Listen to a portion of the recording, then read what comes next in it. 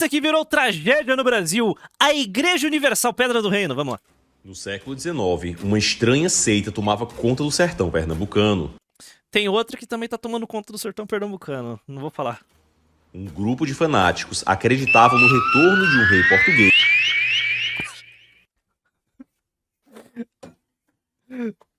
Oi, pessoal. Vocês estão piscando aí? Aliás, cuide na respiração do seu nariz, que seu olho vê o tempo todo. Aliás, vocês todos existem. E aquele adolescente do passado era vocês mesmos. Suíça Pardo. Oi?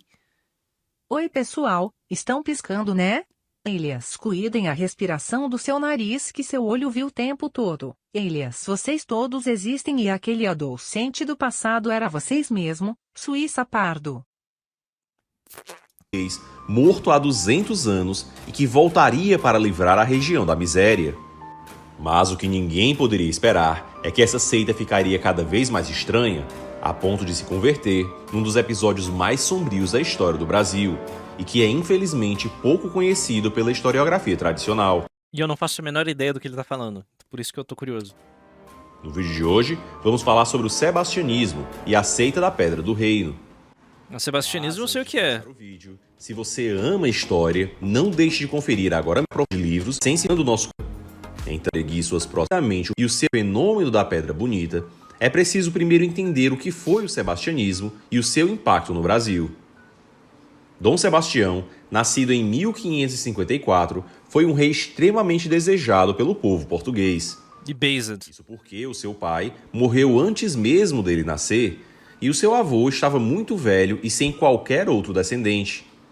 E assim, Sebastião era o único herdeiro para o trono de Portugal, sendo por isso chamado... E este filho da... Em vez de passar pimenta em meio mundo, ter concubina, sei lá, se casar... O que esse filho da p foi fazer? O desejado. O seu nascimento como homem era a chance de Portugal seguir sendo um reino independente. O jovem Sebastião foi criado assim em um ambiente de extrema paparicação, em que ele era tratado como a pessoa mais importante do mundo e sem uma figura paterna presente. E era gay? Isso não é um... Sabe que isso não é um problema? Isso se resolve. Ele só precisava gerar descendentes. Ele não precisa nem gostar do ato, ele só precisava ter descendentes. E com Portugal enfrentando muitas crises, já por isso que eu odeio incel. Tá vendo por que eu odeio incel? desde os tempos de seu avô, as pessoas viam no jovem rei a esperança para sair da crise. Mas o jovem Sebastião tinha uma mentalidade muito diferente. Sebastião planejava expandir a cristandade por meio das armas, e assim ele empreende uma cruzada no Marrocos para colocar no poder o seu aliado, Maomé Mutawakkil, que o promete permitir a cristianização da região. Based, mas podia ter deixado uns descendentes, né, seu merda? Mas Dom Sebastião vai para a guerra na África com apenas 24 anos e sem qualquer descendente. 24, caralho! Eu não lembrava que ele era tão velho. Olha, ele podia estar nativa desde os 13, sabe? Já podia ter, sei lá, uns 15 filhos nessa altura do campeonato. E em meio à sangrenta batalha de Alcácer Quibir... Porra, ainda, cara, nossa, mano. O rei, a prioridade de um rei é deixar, é ter um descendente, é isso, para manter a segurança da família, a estabilidade. A função primordial de um rei é manter a estabilidade através de descendentes. Olha, Luan. Quantos filhos eu tenho? Eu sou um nobre, por acaso? Cacete. Tá, como o bot não quer falar, eu falo. Ela me viu passando na minha Dodge. Já correu me procurar no Instagram. Curtiu minhas fotos e falou que é minha fã. Pelo jeito ela tá querendo. Pelo jeito ela tá querendo. Alguém clipa isso. Ele simplesmente desaparece. Não se tem um cadáver definitivo de Dom Sebastião para dizer que ele estava morto, e alguns relatos chegam até mesmo a dizer que viram o rei abandonando o campo de batalha. E assim surge o sebastianismo. Por mais que depois seja encontrado um cadáver atribuído a Dom Sebastião e sepultado em Portugal, sempre ficou no povo português aquela pequena dúvida. Será que afinal o rei não teria sobrevivido? Será que o rei não teria conseguido escapar do campo de batalha? Afinal, muitos o viram sair do campo de batalha a pé. E com isso surge o mito do sebastianismo, o de que um dia Dom Sebastião retornaria para retomar a coroa de Portugal e levar o país à glória. Pô, podia aparecer agora, né, seu filho da... Portugal tá na merda. Portugal tá na... Ouso dizer que Portugal está no seu ponto mais baixo na sua história de quase 10 séculos. Eu acho que Portugal tá no seu ponto mais baixo, sabe? É uma república, tá sendo invadida por sarraceno, higite, é a favela da Europa, absolutamente irrelevante no cenário global, absolutamente irrelevante no cenário europeu, absolutamente irrelevante no cenário ibérico. Nossa, Portugal tá no seu ponto mais baixo, cara. Nossa senhora. Nossa senhora. Muitos farsantes tentaram fingir ser o rei Dom Sebastião e acabaram executados. E o sebastianismo foi, com o passar do tempo, adquirindo um caráter cada vez mais místico e cada vez mais messiânico. Isso porque, cada vez que ia passando o tempo e passando mais de 100 anos do seu desaparecimento, parecia impossível que o rei ainda pudesse estar vivo, por mais que muitos portugueses esperassem seu regresso. E assim surgem as lendas em torno do encantamento do rei. Dom Sebastião não retornou, pois ele estava encantado em um labirinto, pois ele estava encantado no fundo do mar, e ele regressaria em uma manhã de neblina para livrar Portugal das incertezas e de todo o mal. E essa crença em Sebastião acaba sendo... Um filme... Daria pra fazer um filme muito bom sobre isso. O retorno de Dom Sebastião em Portugal de hoje. Seria um puta filme, hein? Porra, óbvio que esse filme tinha que ser direitista. Obviamente esse filme teria uma conotação... Vocês sabem qual? Trazida também ao Brasil. A região nordeste do país sempre teve um laço muito profundo com Portugal, já desde a chegada dos portugueses às Américas.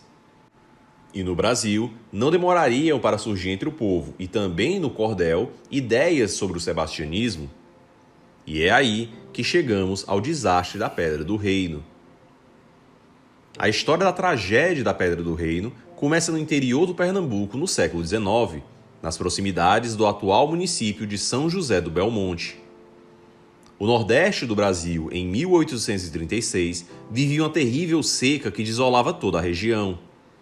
Muitas pessoas simplesmente fugiam da seca e a desesperança fazia parte da comunidade que tentava de todo modo sobreviver nas condições mais adversas. E é nesse contexto que aparece João Antônio, um homem desempregado que morava no interior de Pernambuco, mas que, diferente de muitas pessoas da região, sabia ler e escrever. Apesar de não ter nenhuma posse ou propriedade, ele teve acesso à literatura de cordel que contava sobre o encantamento de Dom Sebastião. E estando muito apaixonado pela jovem Maria, que era filha de fazendeiros do local, João Antônio tem o seu pedido para casar com Maria negado por conta de suas poucas condições econômicas. Mogado. E então... Sobra nada pro Beta. Realmente, né, cara? Meu Deus do céu, não sobrou nada. Das condições precárias da região, João decide enganar a todos. Ele tinha conseguido um livro de cordel contando a história de Dom Sebastião e do desejo pelo seu regresso. Cara, pera aí, por favor, alguém me eduquem. Literatura de cordel era tão barata assim? E que um sertanejo pobre tinha acesso? Tipo, não é caro? Isso não era inacessível? Era assim? Era acessível? Caralho, realmente me impressionou. E assim, ele vai até um riacho Não, até hoje sim, ok. 1700? chamado depois de Riacho Encantado, onde ele acha duas pedrinhas claras. Desse modo, João Antônio inventa que foi a ele revelado em sonho que Dom Sebastião estaria voltando e tornaria Não, eu sei que existia prensa, mas a gente tá falando do interior de Pernambuco de 1700. todo mundo rico. E mais, que essas pedrinhas seriam o prenúncio da volta de Dom Sebastião. Bom, e seriam a prova de que Sebastião já estava dando indício das riquezas que ele daria a todos.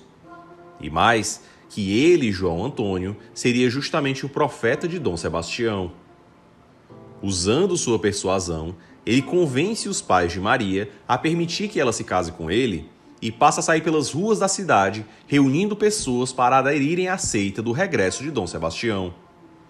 As promessas eram das mais diversas possíveis. Quando Dom Sebastião voltasse, tudo seria diferente. Quem era negro ficaria branco, quem era pobre ficaria rico, quem fosse deficiente ficaria curado, e os males se acabariam. Bastaria seguir a é mais ou menos a propaganda do Lula em 2022, vocês lembram? É mais ou menos a propaganda que o Lula fez, tipo, a reeleição dele ia resolver todos os problemas. João Antônio E aí, a baianada, tá comendo picanha? e oferecer sacrifícios a Dom Sebastião. E claro, quem era rico poderia emprestar alguma propriedade a Dom Sebastião, que depois receberia em dobro. Isso naturalmente chamou muita atenção de toda a comunidade, de modo que com pouco tempo, João Antônio começa a reunir uma legião de pessoas que o aclamava como profeta. Muitas pessoas humildes passaram a fazer caça e ofereceram uma parte a Dom Sebastião e ao seu profeta João Antônio. Mano, nossa senhora, o cara convenceu um monte de sertanejo a fazer sacrifício pagão. E João se muda com sua seita para o local de Pedra Bonita, que ficaria conhecida como Pedra do Reino. Duas grandes pedras de 30 e 33 metros de altura seriam o local onde Dom Sebastião iria desencantar do seu feitiço. E lá, João comandava uma seita completa. Imagine se Dom Sebastião acordasse. Tipo, ele se perdeu em Marrocos, ele ia olhar ao redor e falar: ora, poxa, onde estou?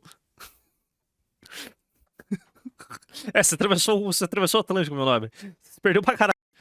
As pessoas que desafiavam o profeta eram severamente punidas com castigos físicos. E além disso, a ausência de higiene e o mau cheiro Onde estou, ora, poxa? daqueles que se concentravam ali já começavam a levantar comentários. 200 anos perdido em backrooms, né? Crianças. Cerca de 300 pessoas se aglomeravam na Pedra Bonita e as pessoas ofereciam a carne de caça a Dom Sebastião. Mas um certo padre da região, tentando dispersar o movimento, chega para conversar com João Antônio e o convence a abandonar o local. Isso por conta de uma outra tragédia sebastianista que já tinha ocorrido antes na Serra do Rodeador. João já tinha conseguido casar, já estava rico e não precisava sustentar aquela farsa, sob pena de acabar morto. Pablo Marçal, ei, que beleza. E é nesse momento que João Antônio entrega as pedras para o padre e sai da Pedra do Reino. O padre, assim, achava ter dispersado o movimento, uma vez que não tinha mais o principal líder, e assim ele retorna para a cidade. Mas a pedra não fica sem o rei. Um outro homem, que era cunhado de João Antônio, chamado João Ferreira, assume o posto de rei profeta de Dom Sebastião, junto com sua esposa Isabel.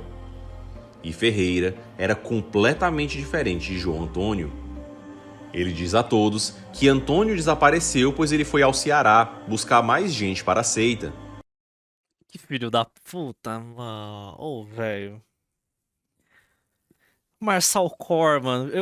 Esse é o primeiro esquema de pirâmide da história. E mais, do Brasil. Receber revelações de Dom Sebastião em sonho. E usando uma coroa de cipó na cabeça, ele se declara um rei profeta submisso a Dom Sebastião e começa a ordenar que as pessoas comam cada vez menos. E para piorar, conforme chegam mais pessoas ao local, João Ferreira estabelece uma nova regra que teria sido ditada por Dom Sebastião, a de que todos poderiam ter quantas esposas quisessem. Sempre acaba... Você reparou que a seita sempre acaba nisso? Puta que pariu. Começou, é Maomé. Isso poderia ter virado uma religião, né? Se for pensar que Sebastião poderia virar um novo messias de um culto pagão, que já tem os seus rituais, já há o nascimento de uma escritura, a revelação, profetas. Disso daqui espalhar para uma seita religiosa e começar a conquistar a região, é um pulo, né?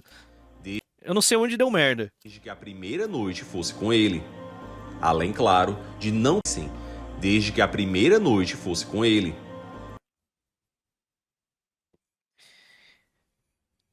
Tem que tirar vantagem, né, cara? O brasileirinho não consegue. Além, claro, de não permitir de qualquer forma que as pessoas se limpassem. João Ferreira... O cara é bruto, né, velho? Nossa senhora, o cara é uma máquina. Porra.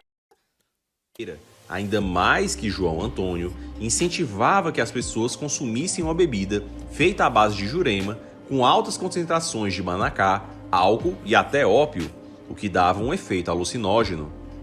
Ou seja, as pessoas já comiam pouco e ainda consumiam com frequência um produto alucinógeno, o que fazia com que tudo o que ele dissesse fizesse sentido.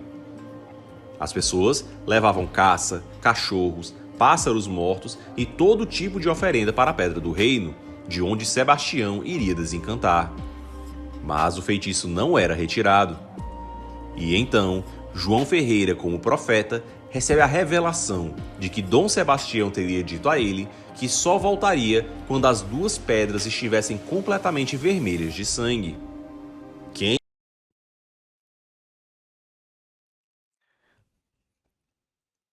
Pelo menos eles foram burros, né? Eles se sacrificaram antes disso virar uma religião. Dos males o menor. Quem se oferecesse como sacrifício, quando Sebastião desencantasse, seriam ressuscitados, e ressuscitados completamente diferentes. Os pretos ficariam brancos, os pobres ficariam ricos, os aleijados ficariam sãos. E assim, as pessoas nesse estado de êxtase alucinógeno começam a se oferecer como sacrifícios. E é onde um verdadeiro massacre começa. João Ferreira inicia oferecendo a própria esposa Isabel, que estava grávida, para ser a primeira das oferendas a Dom Sebastião. Mesmo com ela implorando pela vida, ela foi atacada, entrando em trabalho de parto em meio às agressões e morrendo pela mão dos sebastianistas. E as pessoas, vendo o exemplo do rei, embebidas pelo fanatismo, pelas promessas e pelas bebidas alucinógenas, começam a se oferecer como sacrifícios.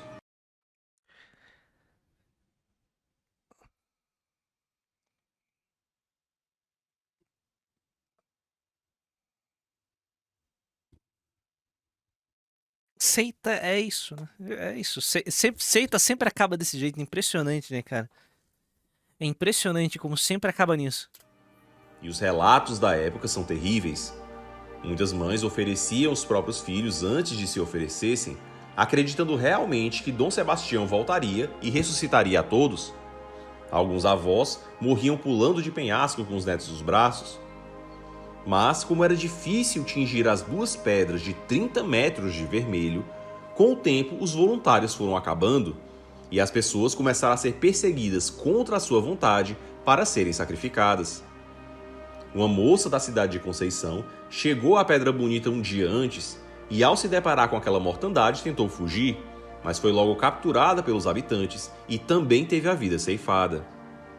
E assim, no fim do terceiro dia, já tinham sido oferecidos em sacrifício 12 homens, 11 mulheres, 14 cachorros e 30 crianças.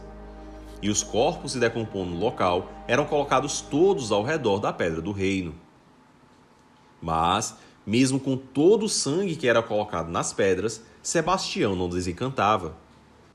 E assim, Pedro Antônio, que era irmão de Isabel, a finada esposa do profeta, disse a todos que teve uma revelação, e que nessa revelação, Dom Sebastião disse a ele que não tinha voltado ainda, pois ele só seria desencantado com sangue real. E que assim, era o sangue de João Ferreira o que faltava para ele voltar. João, ao perceber o perigo, logo tenta fugir, mas é capturado e também morto no local. E em meio a tudo isso, um homem chamado João Gomes, que presenciou todo o ocorrido, conseguiu fugir no meio da caatinga. E ao chegar à cidade, encontra um major chamado Manuel Pereira, que acredita em sua história. E após relatar todo o ocorrido, os militares vão até o acampamento, onde encontram os sebastianistas se mudando para montar a vila em outro lugar, devido ao excesso de corpos em putrefação que dificultava a permanência deles ali. E quando os sebastianistas percebem a presença dos militares, eles imediatamente correm para matá-los, mesmo que sem armas. E assim ocorre o segundo massacre. Como os sebastianistas não tinham medo de morrer, eles tendiam a ser É isso, né? Seita. Seitas sempre acabam nisso. muito violentos. E assim, o acampamento é dizimado. Um padre é chamado para enterrar os corpos e afirma ter lançado uma maldição no lugar, para que nunca mais ninguém se reunisse e tentasse fazer algo parecido ali novamente. O ocorrido na Pedra do Reino vai ter um forte impacto na cultura e no imaginário nordestino, e isso por conta também de Ariano Suassuna, que cria o seu romance sobre a Pedra do Reino e o Príncipe do Sangue do Vai e Volta, que vai lançar o chamado Movimento Armorial. E assim, curiosamente, o ocorrido na Pedra do Reino tem muito a nos ensinar. Como bem relata o professor José Hermano Saraiva, o sebastianismo mostra o quanto as pessoas tendem a terceirizar a mudança da realidade. Ao invés de se esforçar, trabalhar e ir atrás de seus objetivos, muitos preferem ficar a esperar o salvador da pátria, o político que vai mudar do dia para a noite a realidade. E essa crença messiânica numa mudança da realidade terrena por meio de um agente político milagroso é uma terrível marca que sinistramente permeia algumas regiões do Brasil até os dias de hoje, e cujo legado não é outro senão o sangue e o sofrimento. A gente olha isso daqui e a gente não consegue nem ver como ridículo. Tipo, teve gente que subiu um morro, 50 pessoas subiram um morro e pediram ajuda depois dos bombeiros para serem resgatados, porque senão eles iam morrer lá, tipo. Simplesmente acontece, né? As pessoas estão desesperadas, elas abraçam qualquer merda pra se tentar superar a realidade, transcender a realidade maldita que a gente vive. E você, conhecia o sebastianismo e o massacre da Pedra do Reino? Só conheci o sebastianismo. O massacre não fazia a menor ideia do que tinha acontecido. Meu Deus, velho. Olha aí! Ele apareceu! Dom Sebastião! Dom Sebastião, tipo R$14,80. Nossa, que voz! Eu conheço essa voz. Boa noite, membros desta confraria. Me encontro exilado na província do continente africano do Reino Unido de Portugal, Brasil e Algarves. Preciso de ajuda financeira para retornar. Envie-me um Pix. Envie um Pix, por favor. Ele está precisando, ele precisa pagar a passagem para vir nos resgatar do Lula, esse maldito.